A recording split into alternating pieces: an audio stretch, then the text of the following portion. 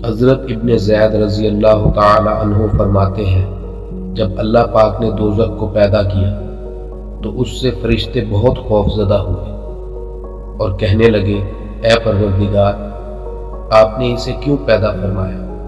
ارشاد فرمایا، اپنی مخلوق میں سے نافرمانوں کے لیے، اور اس وقت فرشتوں کے علاوہ کوئی اور مخلوق موجود نہ تھی۔ تو اس پر فرشتوں نے عرض کیا، یا اللہ، کیا ہم پر ایک زمانہ ایسا بھی آنے والا ہے جب ہم آپ کی نافرمانی کریں گے؟ اللہ پاک نے ارشاد فرمایا، میرا ارادہ یہ ہے کہ میں زمین میں ایک مخلوق پیدا کروں جو خون بھی بہائیں گے اور زمین پر فساد بھی پیدا کریں گے۔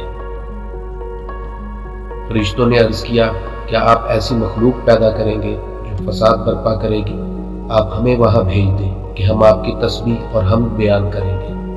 اللہ پاک نے ارشاد فرمایا، جو میں جانتا ہوں تم نہیں جانتے۔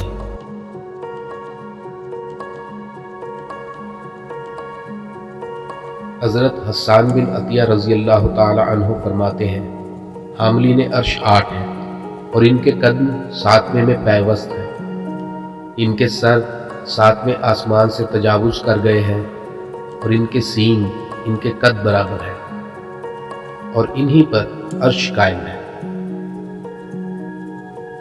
اس روایت سے معلوم ہوا کہ عرش اٹھانے والے فرشتے تعداد میں 8 ہیں اور قد میں 1 برابر ہے، اور انہی نے عرش اٹھا رکھا ہے۔ حضرت ابن عباس رضی اللہ تعالی عنہ فرماتے ہیں، حاملین عرش کے سینگ ہیں، ان کی بلندی ایسی ہے جیسے نیزہ کی بلندی ہوتی ہے۔ ان میں سے ہر ایک کے پاؤں کے ابھرے ہوئے تلوے سے لے کر ٹخنے تک 500 سال چلنے کا فاصلہ ہے، اور اس کے ناک کے سرے سے لے کر ہنسلی کی ہڈی تک 500 سال چلنے کا سفر ہے، اور ہنسلی کی ہڈی سے لے کر پستان تک کا فاصلہ 500 سال ہے۔ حضرت سلمان فارسی رضی اللہ تعالی عنہ بیان کرتے ہیں، رات جس فرشتے کے سپرد ہے اس کا نام شراحیل ہے۔ جب رات کا وقت قریب ہوتا ہے تو یہ غروب آفتاب سے پہلے سورج کے سامنے سیاہ دھاگا دکھاتا ہے۔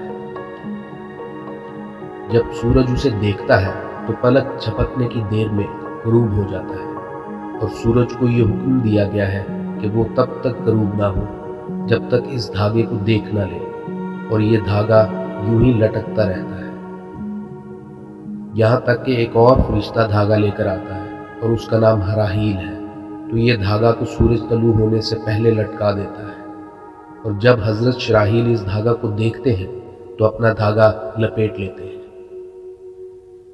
اور سورج سفید دھاگے کو دیکھ کر طلوع ہو جاتا ہے، اور سورج کو یہ حکم دیا گیا ہے کہ وہ طلوع نہ ہو جب تک سفید دھاگے کو دیکھ نہ لے۔ حضرت کعب رضی اللہ تعالی عنہ بیان کرتے ہیں، کوئی خشک و تر درخت ایسا نہیں ہے اور نہ ہی سوئی کے برابر ایسی جگہ ہے جہاں فرشتے موجود نہ ہوں، جو اللہ پاک کو اس کی خبر دیتا ہے، جبکہ اللہ پاک اپنی قدرت سے سب جانتا ہے۔ آسمان کے فرشتے مٹی کے ذرات سے بھی زیادہ ہیں۔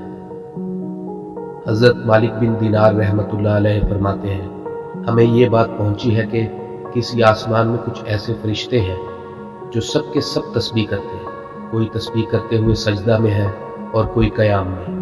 ایک آسمان میں ایک فرشتہ ایسا ہے جس کی آنکھوں کی تعداد تمام کنکریوں زمین کے ذرات اور آسمان کے ستاروں کی تعداد کے برابر ہے، اور ہر آنکھ کے نیچے ایک زبان اور 2 ہونٹ ہیں جو ایسی زبان میں اللہ پاک کی تعریف کرتے ہیں جس کو دوسری زبان نہیں سمجھ سکتی۔